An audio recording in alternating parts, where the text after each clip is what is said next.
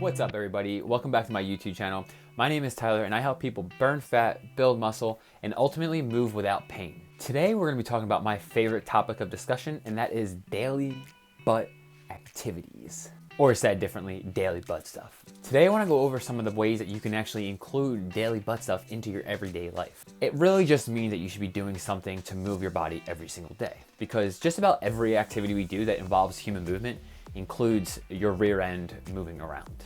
The first thing that you can do, and probably the easiest thing anybody can do, and let me just add this point in, it's free, is just go for a walk. Walking is the simplest form of exercise that requires no additional money and no additional equipment. The next thing you can do to include more daily butt stuff into your everyday life is mobility work. You see, the hips, our butt region, has so many muscles that contribute to it. You have your hamstrings, your quads, your adductors, your adductors, your abductors, your abductors. The adductors move the hips towards the midline of the body, and the abductors, the abductors, move the hips away from the midline of the body.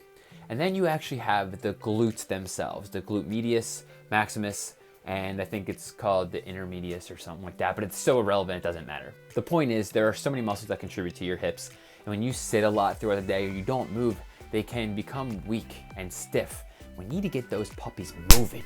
Mobility is particularly important when it comes to the hips because the hips are a mobile joint.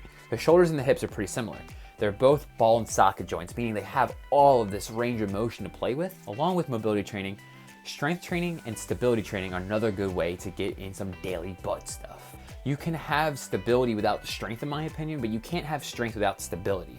So doing stability training by itself is important. So I'm saying like corrective type exercises like clamshells, lateral walks. I actually have a video on this one and I'll link it at the top here. Before we go any further, when I talk about mobility training, I actually have a free introductory mobility program and I made 3 YouTube videos for it that I'll put down below, that if you want to start incorporating more mobility training in today, that's a good place to start because they're very simple stretches, mobility work, self-myofascial release, or foam rolling that you can start doing today to really help alleviate joint pain and pressure and create more mobility in your body. So stability training is important to do on its own, which can include things like corrective exercises, which is another way you can get some daily butt stuff in. So like I said, I believe that you can have stability without strength, but you can't have strength without stability.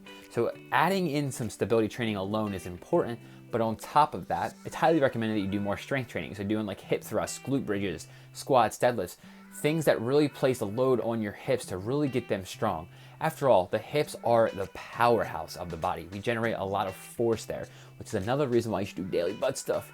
No matter what you're doing in everyday life, we need to be able to produce force and a lot of it sometimes. Now, if you want to run around and chase the kids, or if you're a D1 athlete trying to be the best at your sport, regardless of what you're training for, being able to produce force is important. Another way you can include more daily butt stuff is to do more balance training. Now, this kind of goes hand in hand with stability. When I say stability training, you do like single leg exercises. So think of your split squats, your lunges, things to that effect. But when it comes to balance, you could literally just stand here and balance yourself and see how long you can hold it.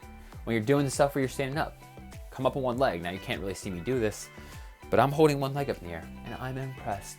And I do this all the time, just to kind of like keep me literally on my toes. The last one, and certainly not least, is doing yoga. Yoga will probably do all of these things. It'll work on your balance. It'll do some kind of corrective exercises, some mobility training, even some strength training, because you do a lot of back bends, which really do fire up the glutes. And in my personal opinion, yoga is the best way to develop a mind and body connection that I believe actually gets overlooked in everyday training. The first time I ever did yoga, I swear to God, I had this like emotional release because the first time I ever did yoga, I got really deep into my hips and I'd never actually done that before.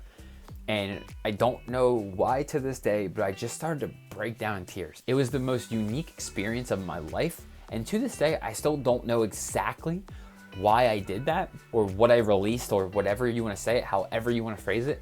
But because of that experience, I truly believe that yoga is the best way to connect the mind and the body. And I really recommend that you look into it. There are a plethora of YouTube channels on here that will cover basic yoga postures and things to that effect. So that's going to be it for today's video, guys. If you took anything from this video, please leave a like and a comment down below. Let me know what kind of daily butt stuff you like to do. Let me know what you want to see more of, and I'll see you guys next time.